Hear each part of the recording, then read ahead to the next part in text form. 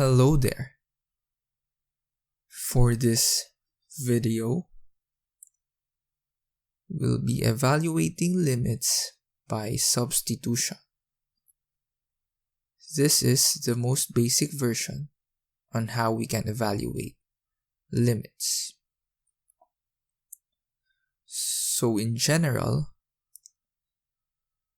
what we do when we evaluate limits is we simply substitute the given value. That is,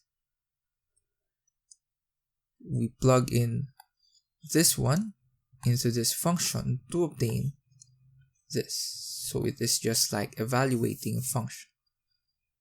Note that this isn't the case always, since again in limits we are just evaluating or finding the value near a or near x equals a, but not exactly at it. But usually we just plug it in. So the thing that you need to remember is that as long as you can, just plug it in. There are some cases that you can't really plug it in immediately, but that is something that we'll be dealing with in the future. So let's try out some examples. Now in here, feel free to pause the video so that you can try to answer this on your own, given the idea that we shared previously.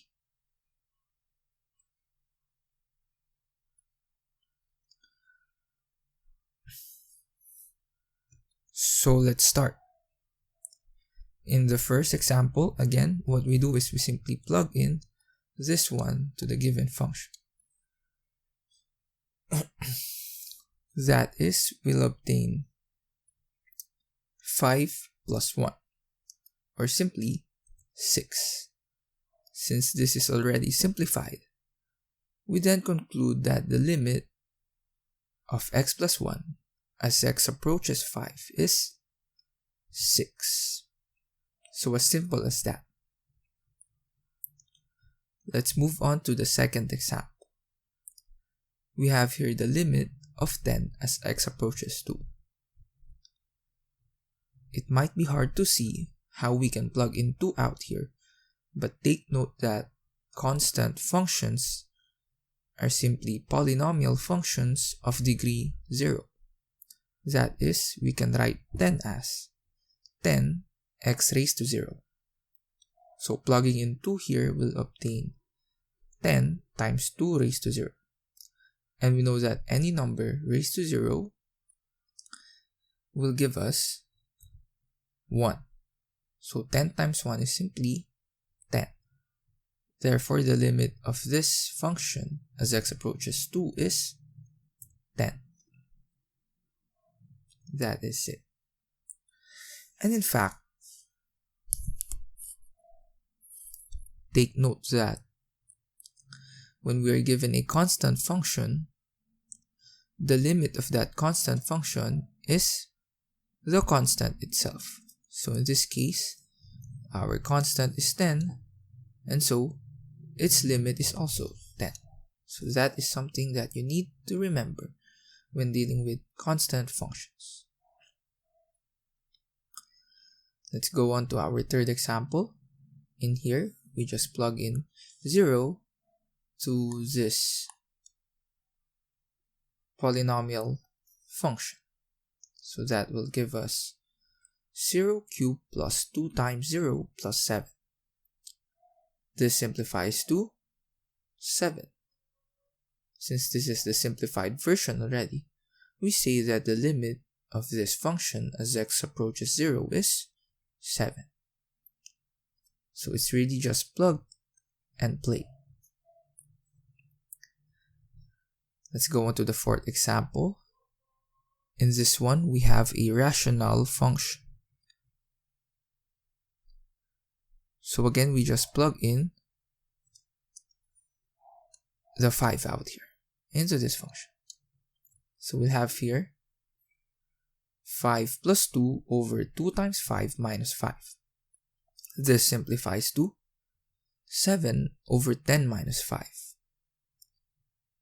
Simplifying further, we'll obtain 7 over 5. Therefore, the limit of this rational function as x approaches 5 is 7 over 5. Let's go on to the last example in these set of examples. So we have here a radical function. So again, we just plug in 1 in this here. So that will give us the square root of 1 plus 3. Or simply the square root of 4 or 2. Therefore, the limit of this radical function as x approaches 1 is 2. That is the answer. So I hope you got these correctly. Again, what we do is we simply plug in these values out here to our given function.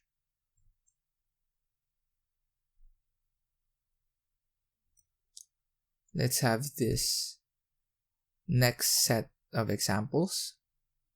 Again, feel free to pause the video so you may try to work this out on your own.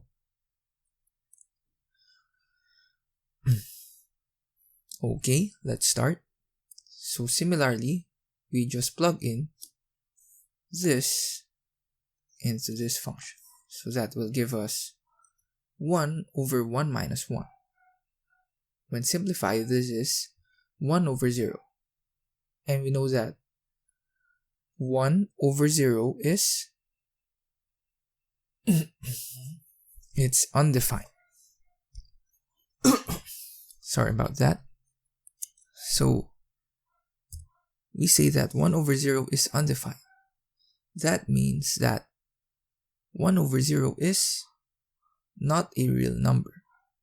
And take note that when f of x does not approach a real number, we say that the limit does not exist. So take note of this term out here. Let's move on to the next example. Let's plug in 2 to our given radical function. So plugging that in will give us the square root of 2 minus 3. This will give us the square root of negative 1. And we know that the square root of negative 1 is the imaginary number I. Now in here, we have a value. And it is defined. But take note that I is not part of the real numbers.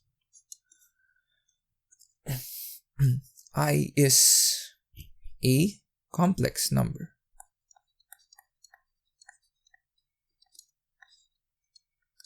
But since we are dealing with real numbers in limits, in this case, we're dealing with real numbers, then again, similar to above, when f of x does not approach a real number, we say that the limit does not exist. So take note of this term.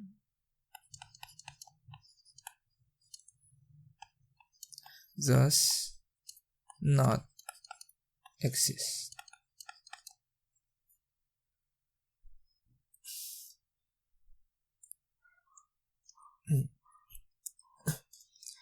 Let's have this one final example.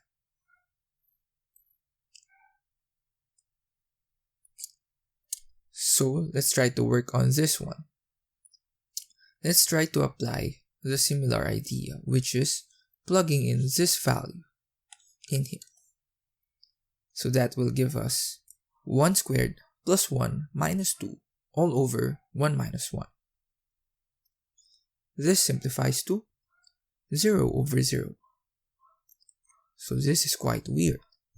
But take note that 0 over 0 is undefined. Is it undefined? Well, when we are dealing with only this value, then we say that it is undefined.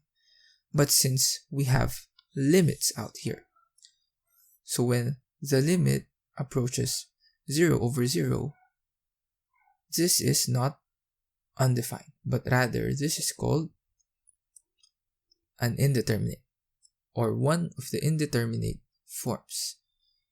When we say that the limit or the value is an indeterminate, then we can't determine if the limit exists or not. So we'll still be doing some tricks in order to determine if the limit is really undefined or does not exist, or does the limit exist. So this is something that we'll be dealing with in the future videos. We'll try to figure out the tricks that we can do in order to deal with an indeterminate form of 0 over 0 in limits. So to end this, here are 3 exercises that you can work on to try and to make sure that you really fully grasp the lesson in this one. So to answer this, again, recall that what we do is we simply plug in this, and this to the given functions. So that's it. I hope you enjoyed this one. Feel free to comment down below if you have any solutions and answer to these exercises, as well as your comments and suggestions, and even recommendations for our future videos in this channel. So that's it, and that's all for this video.